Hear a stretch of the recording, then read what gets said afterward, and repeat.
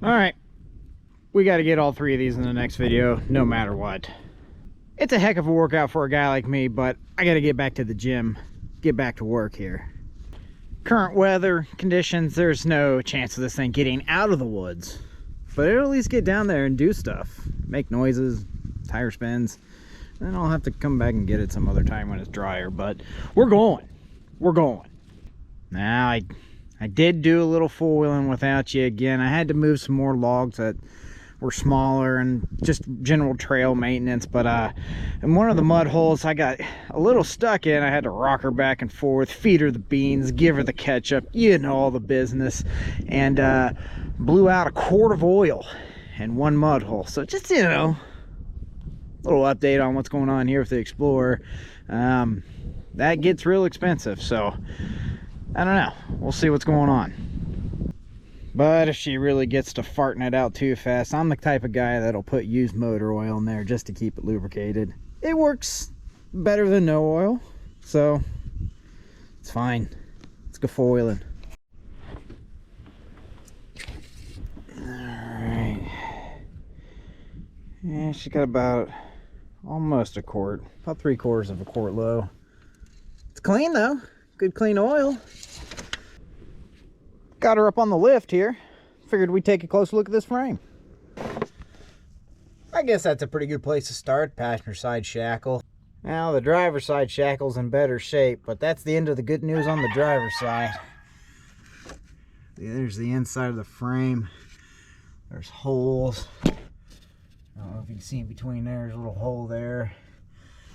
It's really starting to come apart here in between the leaf springs on the driver's side. Yep, go drop that.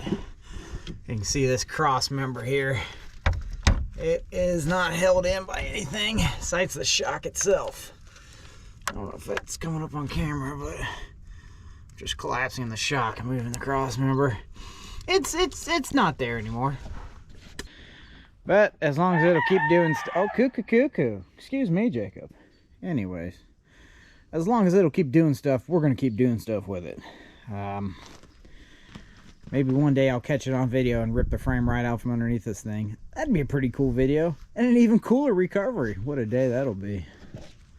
Well, she just keeps getting lighter, and I'm just gonna keep pretending like that's a good thing. This, however, held up surprisingly well.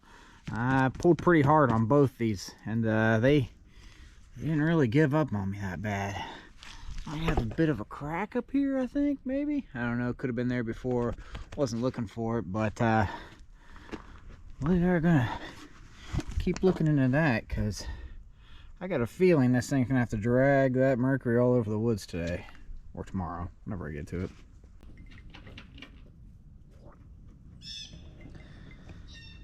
Yep, let's go wheeling.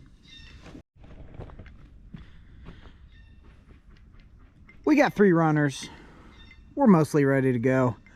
Gotta gather up a few odds and ends and things and dump whatever gas I have left back into these guys.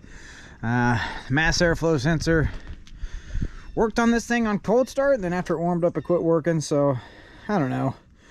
We'll go try to sense the air down in the woods and see if it likes the air down there better. I don't know. Maybe it'll fix itself down there. You never know until you try. But that's going to do it for this video. I reckon it's going to be a bit shorter, but honestly, I'm just too excited and I want to go four-wheeling, so I don't feel like talking about it. I feel like doing it. So check in on Sunday and watch me run around the woods with cameras and four-wheel drives and Mercuries. And if you like all that stuff, hit the like button. Leave a comment if you got something to say. And subscribe if you're not. Thanks for watching.